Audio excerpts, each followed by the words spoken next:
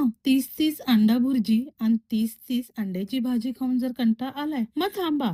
अगदी 5च मिनिटं थांबा आणि ही रेसिपी पूर्ण बघून जावा. मी खात्री घेऊन सांगते, एकदा ही अंड्याची रेसिपी खाल्लात ना, हॉटेलची चव विसरून जाल. एकदम मस्तपैकी टेस्टी अशी अंडा चिली. रेसिपी सुरू करण्या अगोदर तुमच्यापैकी किती लोकांना चिली डिश आवडते हे देखील मला कमेंट मध्ये हो किंवा नाही मध्ये सांगा. आवडल्यास चॅनलला एक लाईक देखील नक्की करा. चला तर मग वेळ न घालवता आपण रेसिपी सुरू करूया. मला सांगा, तुम्ही तुमच्या अंडा चिली मध्ये शिमला मिरची घालता का हो?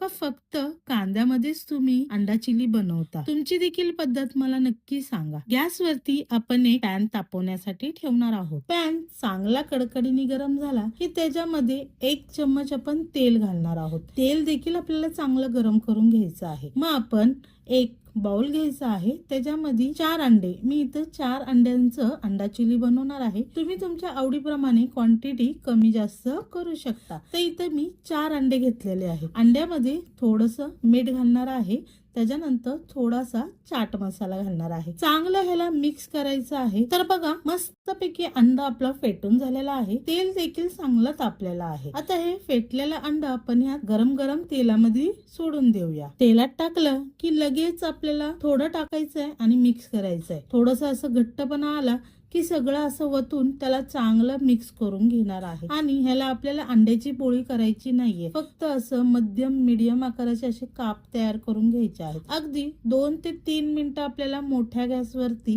ह्याला परतून घ्यायचं आहे की गॅस बंद करायचा. मस्तपैकी आपला इथं अंडा फ्राय तयार झालेला आहे.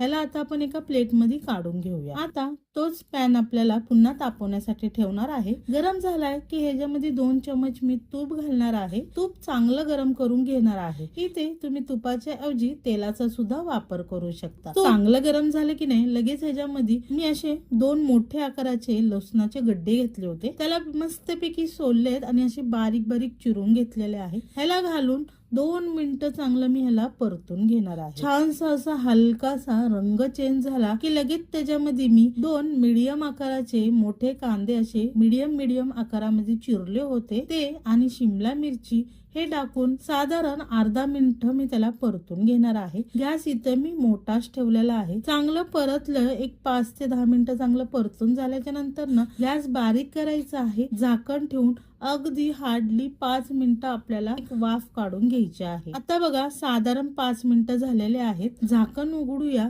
बघा, छानशी भाज्यांना वाफ देखील सुटलेली आहे. छानशे भाज्या मऊ देखील झालेल्या आहेत. आता आपण ह्याच्यामध्ये 3 ते 4 चम्मच मी सोया सॉस घालणार आहे. लगेचच 3 ते 4 चम्मच टोमॅटो केचप घालणार आहे.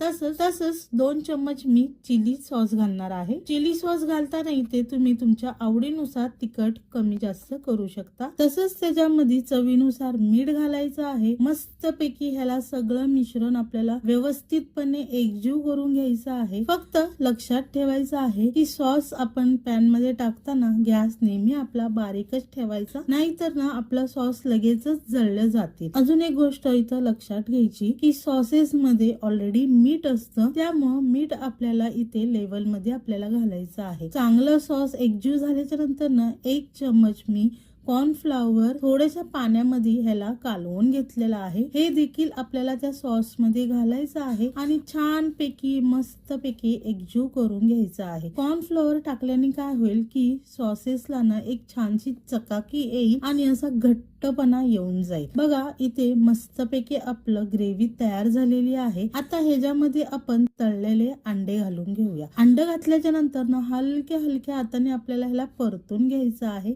मस्तपैकी त्याला सगळ्या सॉसला अंड व्यवस्थितपणे लागलं जाईल असं मस्तपैकी ह्याला एकजीव करून घ्यायचं आहे. वरतून झाकण ठेवून अगदी 5 मिनिटासाठी मध्य गॅसवरती ह्याला एक वाफ देऊन घेऊया. बघा, मस्तपैकी मी 5 ते 7 मिनिटं ह्याला ठेवलेले आहेत. अंड्याला मस्त एक सुगंध आलेला आहे. छानपैकी इथं अंडा चिली आपलं तयार झालेलं आहे. मस्तपैकी गरमागरम ह्याचा स्वाद घ्यायचा आहे. जरा सुद्धा ह्याचा अंड्याचा कच्चासा वास येत नाही. काही जणांना अंड्याचा वास सुद्धा आवडत नाही, पण हे जे एकदा ह्या पद्धतीने जर कराल ना, बिलकुल सुद्धा तुम्हाला अंड्याचा वास येणार नाही. मस्त ह्याचा गरमागरम स्वाद घ्या.